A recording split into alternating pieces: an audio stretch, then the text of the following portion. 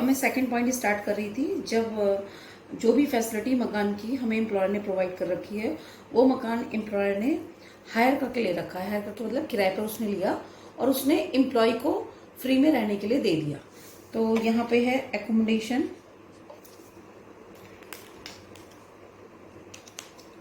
Accommodation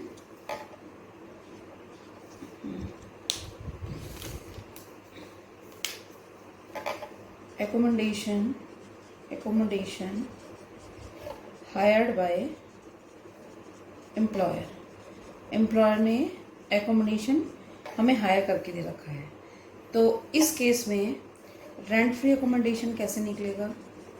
rent free accommodation कैसे निकलेगा? इसके लिए हमारे 2 पॉइंट बनते हैं। सबसे पहले क्या कहते हैं, जो भी हायर चार्जेस हैं पेड बाय एम्प्लॉयर, एम्प्लॉयर ने जो भी उसके चार्जेस पे करें, वो पहला पॉइंट। और दूसरा पॉइंट 15% ऑफ सैलरी। ये सैलरी कौन सी है जो मैंने भी एक्सप्लेन करी, ये पॉइंट आ गया हमारा 15% ऑफ सैलरी। ये 2 पॉइंट आ गया। इसमें which ever is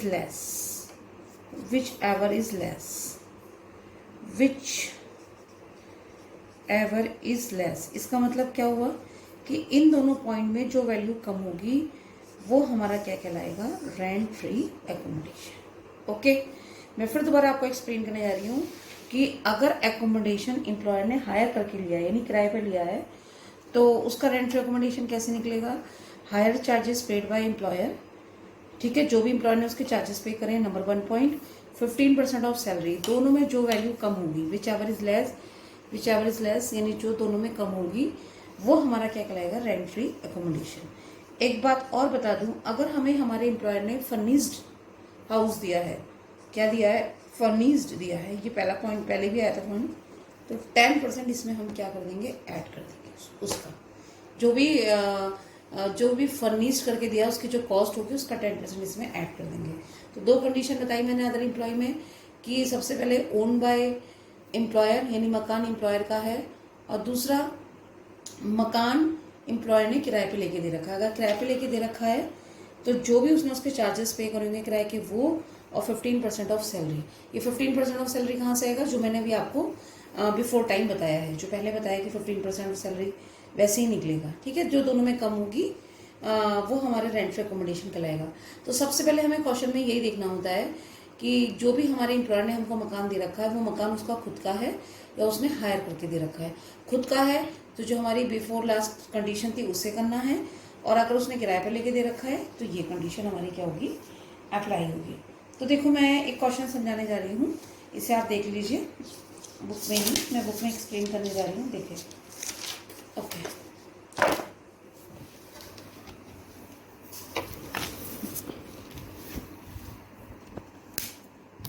देखिए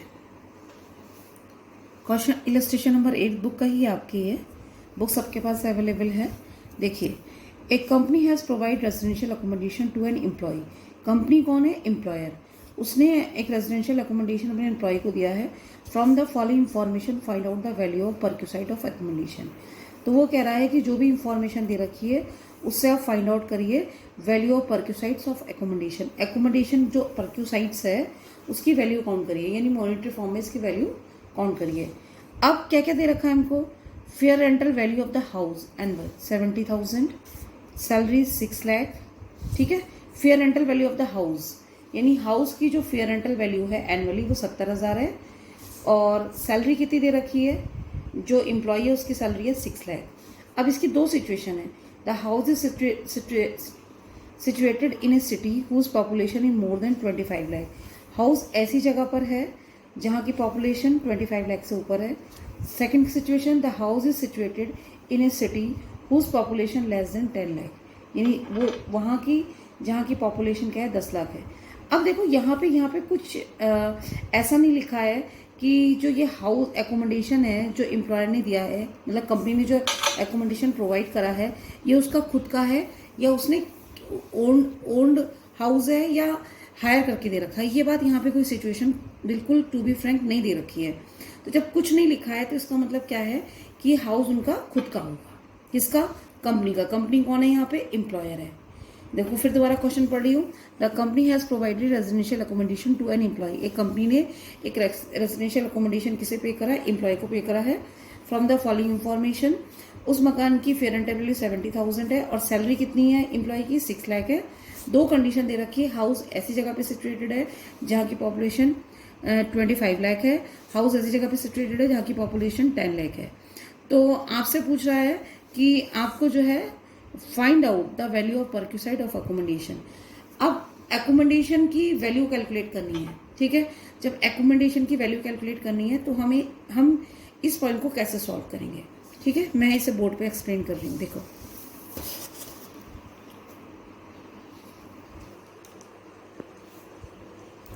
देखिए, सबसे पहले हम क्वेश्चन में क्या देखते हैं कि ये गवर्नमेंट एम्प्लॉय है या नॉन गवर्नमेंट एम्प्लॉय है। First is employee. जब हम भी क्वेश्चन सॉल्व करेंगे तो सबसे पहले देखेंगे एम्प्लॉय। तो एम्प्लॉय कौन सा है? गवर्नमेंट है, गवर्नमेंट एम्प्लॉय या नॉन गवर्नमेंट। तो एक बात याद रखना, अगर गवर्नमेंट एम्प्लॉय होगा तो उसके बारे में लिखा होगा, तो इसका मतलब ये गवर्नमेंट एम्प्लॉय नहीं है। इसका मतलब कौन सा एम्प्लॉय है? Non government. Non government employee में सबसे पहले ये देखते हैं कि हाउस ओन बाय, जो भी हाउस हमें मिला है, जो भी एकोमोडेशन हमें मिला है, एकोमोडेशन लिख दो, बार बार मैं एकोमोडेशन ही बोल रही हूँ ना। जो भी एकोमोडेशन है ओन बाय एम्प्लॉयर या हायर्ड बाय एम्प्लॉयर, ये देखना होगा। हायर्ड बाय एम्प्लॉयर ने किराए पे लेके दे रखा है। तो यहाँ पे ये सिचुएशन लिखी नहीं है कि इस कंडीशन से लिया है या इस कंडीशन से लिया है। तो जहाँ कुछ नहीं लिखा हो वहाँ पे पहली वाली कंडीशन मानते हैं कि एकोमोडेशन ओन बाय एम्प्लॉयर, यानी जो भी हमें रहने के लिए मकान हमारे एम्प्लॉयर ने हमको दिया है, जो कंपनी एम्प्लॉयर है वो उसका खुद का मकान है। जब खुद का मकान है तो इसकी 3 कंडीशन होती हैं, मैंने आपको बताया था, ठीक है। अगर पॉपुलेशन 25 लाख से ऊपर है, 25 लाख से ऊपर है तो 15% ऑफ सैलरी लेते हैं, ठीक है। अगर दूसरी कंडीशन क्या थी कि 10 लाख से 25 लाख तक पॉपुलेशन है सिटी की, तो वहाँ 10% ऑफ सैलरी लेते हैं, ये मैंने आपको बताया है। और तीसरी सिचुएशन है कि अंडर 10 लाख पॉपुलेशन है तो वहाँ पे 7.5% ऑफ सैलरी लेते हैं, ये मैंने आपको पहले ही बता रखा है। तो यहाँ पे 2 सिचुएशन दे रखी है क्वेश्चन में। पहली सिचुएशन क्या है? पहली सिचुएशन है कि हाउस ऐसी जगह पे है जहाँ की पॉपुलेशन 25 लाख से ऊपर है। ए सिचुएशन जो है, ए सिचुएशन क्या है कि पॉपुलेशन मोर देन 25 लाख। तो जहाँ 25 लाख की पॉपुलेशन थी वहाँ पे 15% ऑफ सैलरी लेते हैं। तो 15% ऑफ सैलरी के लिए यहाँ पे हमारे पास सिर्फ बेसिक पे दे रखी थी 6 लाख। तो 6 लाख का हम यहाँ पे कितने परसेंट निकाल देंगे? 15%, तो 90,000। तो ये जो 90,000 आया ये हमारा क्या कहलाएगा? रेंट फ्री एकोमोडेशन या वैल्यूशन ऑफ परक्यूसाइड्स या ORR वैल्यूशन ऑफ परक्यूसाइड्स। इसने यही तो पूछा है हमसे कि जो परक्यूसाइड्स हमें दे रखा है उसकी वैल्यू बताओ। तो ये हमारी 90,000 आ गई। ओके, किस कंडीशन में? ए कंडीशन में, जहाँ की पॉपुलेशन 25 लाख से ऊपर है। ये ए सिचुएशन है। अब मैं बी सिचुएशन एक्सप्लेन करती हूँ। देखिए बी, मैं इसे रफ कर रही हूँ। अब देखो मैं सारा काम आपको डायरेक्टली लाइव बता रही हूँ। अब बी सिचुएशन क्या थी? बी सिचुएशन में कह रहा था कि सिटी की पॉपुलेशन लेस देन 10 लाख है। कितनी है? B situation less than 10 lakh. तो मैंने आपको बोला था जहाँ की पॉपुलेशन 10 लाख से कम हो, देखो अंडर 10 लाख लिखा है तो 7.5% ऑफ सैलरी लेते हैं, ठीक है। तो यहाँ लिखेंगे 7.5% ऑफ सैलरी। तो सैलरी में यहाँ पे सिर्फ बेसिक पे दे रखी 6 लाख की और कुछ नहीं दे रखा है। तो 6 लाख का आपका कितने परसेंट निकाल देंगे? 7.5% निकाल देंगे। तो 6 लाख का 7.5% निकालेंगे तो 45,000 हो गया। तो 45,000 क्या है हमारा? ये हमारा क्या कहलाएगा? रेंट फ्री एकोमोडेशन या वैल्यू ऑफ परक्यूसाइड्स। ओके, क्लियर हो गया दोनों कंडीशन। ये इलस्ट्रेशन नंबर 8 था, मैंने आपको अच्छे से एक्सप्लेन कर दिया है, ठीक है। क्लियर हो गई ये वाली बात। अब मैं आपको इलस्ट्रेशन नंबर 9 करा रही हूँ, ठीक है। इसमें क्या लिखा है देख लीजिए, दोनों कंडीशंस क्लियर हो जाएंगे। सबसे इंपॉर्टेंट पॉइंट है ये इनकम फ्रॉम सैलरी का। तो देखिए illustration number 9,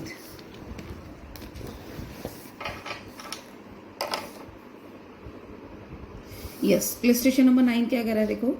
A company took a house on rent and allotted to its employee. A company took a house on rent, company ने क्या करा, हाउस रेंट पर लिया and allotted it to its employee, और उसने अपने एम्प्लॉय को allot कर दिया। From the following information find out the value of perquisites of accommodation. वो कह रहा है कि जो भी इंफॉर्मेशन दे रखी है उससे value of perquisites of accommodation की वैल्यू निकालो। क्या क्या दे रखा है, rent paid for the year 60,000, salary जो उसे बेसिक पे मिल रही थी एम्प्लॉय को वो 5 लाख एनुअली है। Cost of furniture provided in the house 60,000। Rent charge from employee per month, ये rent charge from employee per month, employee से कितने रुपए चार्ज करा जा रहा है, 1000 रुपीज। तो ये आपको कंडीशन दे दी।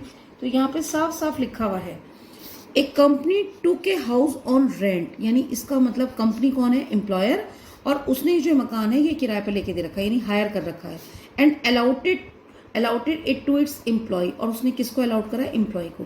तो ये दूसरी वाली कंडीशन आ गई अदर एम्प्लॉय में, ठीक है। कौन सी वाली आ गई, हायर्ड बाय एम्प्लॉयर, एम्प्लॉयर ने मकान हायर कर रखा है, ठीक है। अब हमसे क्या पूछ रहा है, वैल्यू ऑफ परक्यूसाइड्स निकालो एकोमोडेशन की। दे क्या क्या रखा है, rent paid for the year, company ने कितना रेंट पेड करा उस हाउस का, 60,000। जो एम्प्लॉय है उसकी सैलरी कितनी है, बेसिक पे 5 लाख है। Cost of furniture provided in the house, company ने उसे उसके हाउस में रहने के लिए 60,000 का फर्नीचर क्या करा है, प्रोवाइड करा है, ओके। उसके बाद rent charge from employee per month, और एम्प्लॉय ने एम्प्लॉयर ने एम्प्लॉय से 1,000 रुपये महीना क्या है लिया है। तो वो कह रहा है कि आप परक्यूसाइड्स की वैल्यू निकालो। तो देखो ये कैसे निकलेगा, मैं एक्सप्लेन कर रही हूँ बोर्ड पे। देखिए मैं इसको रफ कर रही हूँ जो मैंने पहले लिखा था, अब जरा देख लो। मैंने क्या बोला था, 2 टाइप्स के एम्प्लॉय होते हैं। पहले एम्प्लॉय देखो, government employee, non government employee. तो गवर्नमेंट एम्प्लॉय तो है नहीं, गवर्नमेंट एम्प्लॉय के बारे में साफ साफ लिखा होगा। नॉन गवर्नमेंट एम्प्लॉय की 2 कंडीशन होती है, एकोमोडेशन ओन बाय एम्प्लॉयर।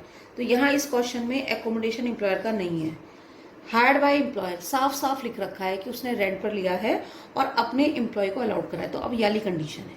तो जब ये वाली कंडीशन होती है तो मैंने आपको क्या बताया था कैसे सॉल्व करते हैं। यहाँ पे सबसे पहले 2 पॉइंट लेते हैं, रेंट पेड बाय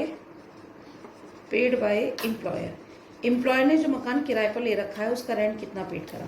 तो क्वेश्चन में गिवन है रेंट पेड करा है 60,000, ओके। फिर दूसरी कंडीशन क्या लेते हैं यहाँ पे, 15% ऑफ सैलरी। तो यहाँ 15% ऑफ सैलरी में सिर्फ बेसिक पे दे रखी है 5 लाख की। तो 5 लाख का 15% निकाल देंगे हम, कितना आ जाएगा 75,000, ओके। फिर इन दोनों में जो वैल्यू कम होगी, तो इन दोनों में वैल्यू कौन है, विच एवर इज लेस, कितनी है, विच एवर इज लेस कितना है, 75,000, ओके। वो सॉरी 60,000, कभी कभी मुंह से गलत निकल जाता है। 60,000 आ गया प्लस, तो 60,000 हमारा एक तरीके से क्या आ गया, ये rent free accommodation. Rent free accommodation को RFA भी बोलते हैं शॉर्ट में। लेकिन इसने क्या कहा था कि फर्नीचर भी दे रखा है, तो फर्नीचर दे रखा है तो फर्नीचर की कितनी कॉस्ट ऐड करेंगे, फर्नीचर का 10% ऐड कर देंगे। तो फर्नीचर की कॉस्ट दे रखी 60,000, तो यहाँ 6,000 आ गया। तो ये टोटल मिला के कितना हो गया, 66,000 आ गया हमारा रेंट फ्री अकोमोडेशन। लेकिन यहाँ पे एक नई बात आ गई, नई बात ये आ गई है कि एम्प्लॉय जिस मकान में रह रहा है उसके बदले 1,000 रुपये पर मंथ पे कर रहा है, किसे, एम्प्लॉयर को। तो यहाँ पे लिखेंगे rent paid by employee, employee ने रेंट पेड करा है ना, तो कितने रुपये पर मंथ करा है, 1,000 रुपये पर मंथ। तो 1,000 इंटू 12, तो 12,000 रुपये यहाँ माइनस कर दो, क्योंकि 12,000 रुपये उसने क्या करे हैं, रिकवर करे हैं, किसने, एम्प्लॉयर ने। तो 0 0 0 4 और 5 54। तो इसका मतलब ये जो है ये हमारा क्या कहलाएगा, देखो मैं ये लेके जा रही हूँ, ये हमारा रेंट फ्री अकोमोडेशन नहीं कहलाएगा, ये हमारा कहलाएगा concessional rent free accommodation. Concessional का मतलब हमें थोड़ी कंसेशन में, फ्री में रहने का मकान मिल गया। Concessional rent free accommodation, okay, clear है मेरी बात? ये नई बात आई है यहाँ पे। क्या करा, सबसे पहले मैंने नॉन गवर्नमेंट एम्प्लॉय के बारे में देखा, एकोमोडेशन ओन बाय एम्प्लॉयर या हायर्ड बाय एम्प्लॉयर। तो यहाँ हायर्ड बाय एम्प्लॉयर था, इसकी कंडीशन को हम लोग कैसे निकालते हैं, रेंट पेड बाय एम्प्लॉयर 60,000 और 15% ऑफ सैलरी। तो 15% ऑफ सैलरी में यहाँ बेसिक पे दे रखी थी 5 लाख की, इसका 15% निकाल दिया 75,000 आ गया। इन दोनों में जो वैल्यू कम होगी विच एवर इज लेस 60,000 ले ली, तो ये हमारा RFA कहलाएगा, रेंट फ्री एकोमोडेशन, शॉर्ट में बोलते हैं RFA। फर्नीचर दे रखा था इन्होंने 60,000 का, इसका 10% ले लेंगे, तो 60,000 का 10% 6,000 आ गया, इन दोनों को ऐड करें 66,000 आ गया। अब इस क्वेश्चन में नई बात क्या थी कि जो रहने के लिए मकान एम्प्लॉय को दिया गया है, एम्प्लॉयर बदले में 1,000 रुपये पर मंथ उससे ले रहा है। तो रेंट पेड बाय एम्प्लॉयर में हमारा कितना हो गया, 1,000 इंटू 12 तो 12,000, 66,000 में से 12,000 को माइनस करा तो 54,000। तो ये 54,000 का ये एरो गया यहाँ पे, इसे बोलेंगे कंसेशनल। कंसेशनल स्पेलिंग देख लेना, concessional rent free accommodation. Okay, सबसे वेरी इंपॉर्टेंट पॉइंट है, हर क्वेश्चन के अंदर ये होगा कि आपको रहने के मकान की वैल्यू को मॉनेटरी फॉर्म में कैलकुलेट करना होगा, या एकोमोडेशन को, जो एकोमोडेशन नाम का परक्यूसाइट्स है, इसका हमें वैल्यूशन करना होगा। ठीक है, इतनी बात समझ में आ गई? Okay, thank you very much. Go. तो मैंने आज आपको वैल्यूशन ऑफ एकोमोडेशन या रेजिडेंशियल एकोमोडेशन की वैल्यू को कैलकुलेट करना सिखाया। जो मैं रेंट फ्री रहने के लिए, जो हमें हाउस प्रोवाइड करा है हमारे एम्प्लॉयर ने, उसको हम मॉनेटरी फॉर्म में कैसे उसकी वैल्यू को कैलकुलेट करेंगे, वो मैंने आपको आज बताया है। पूरा टॉपिक बता दिया विद एग्जाम्पल कि 2 तरीके के एम्प्लॉय थे, गवर्नमेंट एम्प्लॉय और अदर एम्प्लॉय। ठीक है, और विद एग्जाम्पल बताया है। मेरी वीडियो को बार बार देखिए।